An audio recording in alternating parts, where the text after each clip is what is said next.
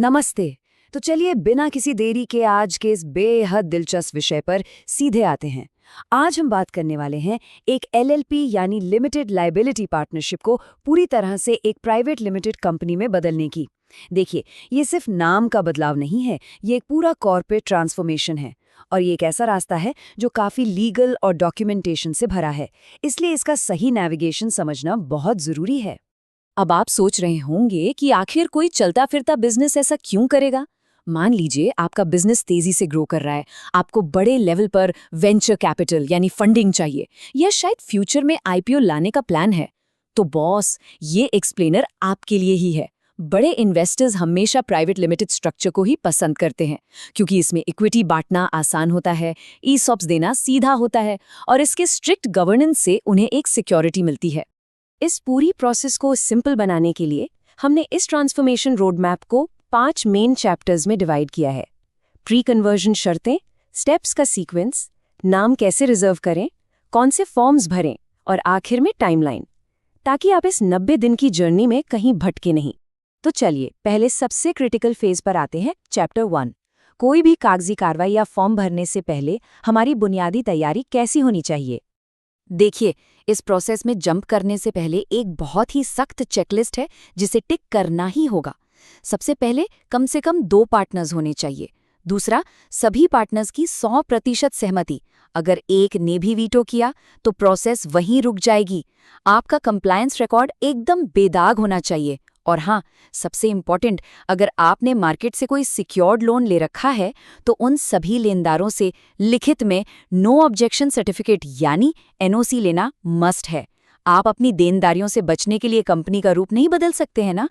चलिए, अब जब हमारी नींव पक्की हो गई है तो चैप्टर 2 में देखते हैं कि ये पूरी प्रोसेस असल में स्टेप बाय स्टेप कैसे काम करती है।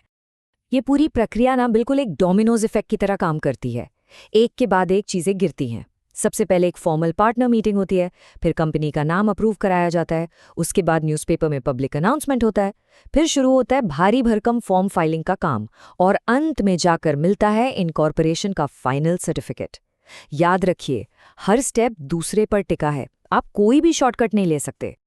मूविंग ऑन टू चैप्टर 3, अब हम असल एग्जीक्यूशन की बात करेंगे, जहां हम अपना कॉर्पोरेट नाम बुक करेंगे और दुनिया को इसके बारे में बताएंगे। नाम बदलने का पहला कदम spice plus part A form से शुरू होता है। मजे की बात यह है कि इसमें आप अपनी ब्रांड आइडेंटिटी बिल्कुल नहीं खोते। मान लीजिए आपकी कंपनी का नाम टेक सॉल्यूशंस एलएलपी है, तो बस वो एलएलपी हट जाएगा और उसकी जगह प्राइवेट लिमिटेड या लिमिटेड जुड़ जाएगा। इससे मार्केट में आपके कस्टमर्स का ट्रस्ट भी बना रहता है और आपकी पहचान भी नहीं हो जाती। पर यहाँ एक बहुत बड़ा कैच है। एक बार जब ये नया नाम अप्रूव हो जाता है तो आपके पास बाकी सारे कन्वर्जन डॉक्यूमेंट्स फाइल करने के लिए सिर्फ और सिर्फ 20 दिन की विंडो होती है।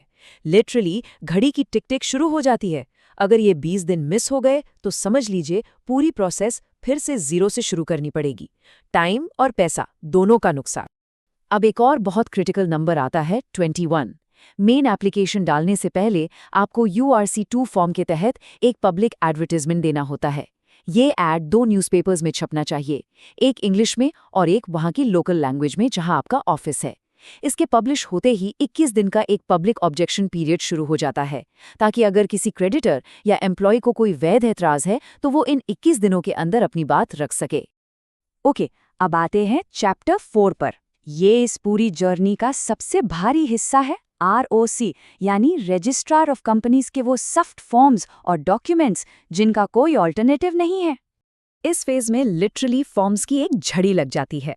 सबसे मेन है फॉर्म URC1, जो सीधा स्पाइस प्लस पार्ट बी के साथ लिंक होता है।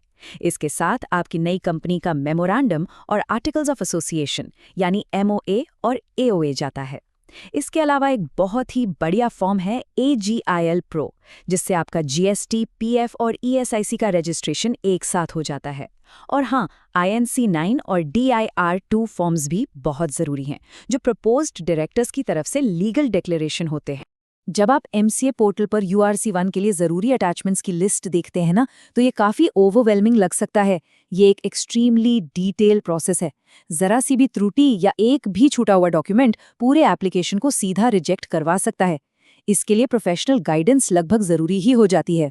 URC1 के साथ जो डॉक्यूमेंट्स जाते हैं उनमें एक बहुत ही क्रिटिकल पॉइंट है जिस पर आपको ध्यान देना है। आपके जो फाइनेंशियल स्टेटमेंट ऑफ अकाउंट्स है ना, जिसे ऑडिटर सर्टिफाई करता है, वो फाइलिंग की डेट से 15 दिन से ज्यादा पुराने नहीं होने चाहिए। सोचिए ये विंडो कितनी टाइट है। सरकार चाहती है कि उन्हें आपका बिल्कुल लेटेस्ट फाइनेंशियल हेल्थ दिखे। इसके साथ ही सारे पार्टनर्स के एफिडेविट्स, LLP अग्रीमेंट की कॉपी और क्रेडिटर्स की NOCs भी इसी बंडल का हिस्सा होते हैं। और बात यहीं खत्म नहीं होती। हर एक प्रपोज्ड डायरेक्टर का ID वेरिफिकेशन भी होता है। पैन कार्ड, आधार, डिजिटल सिग्नेचर यानी DSC और आपके रजिस्टर्ड ऑफिस का पक्का एड्रेस प्रूफ।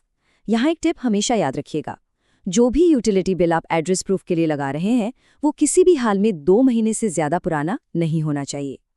कई बार सब कुछ परफेक्ट होने के बावजूद सिर्फ एक पुराने बिल की वजह से फॉर्म रिजेक्ट हो जाते हैं। फाइनली हम आ गए हैं चैप्टर 5 पर। चलिए अब फिनिश लाइन की तरफ देखते हैं कि इस पूरी मेहनत का टाइमलाइन और लीगल असर क्या होता है। इस मास्टर टाइमलाइन में एक बहुत ही डेलिकेट बैलेंस बनाना होता है। एक तरफ आपके नाम अप्रूवल की वो 20 दिन वाली विंडो एक्सपायर होने का प्रेशर चल रहा होता है और दूसरी तरफ वो 21 दिन का पब्लिक नोटिस पीरियड भी पार करना है। अगर पेपर वर्क में जरा भी डिले हुआ या कोई ऑब्जेक्शन आ गया तो ये 90 दिन का पूरा टारगेट पटरी से उतर सकता है।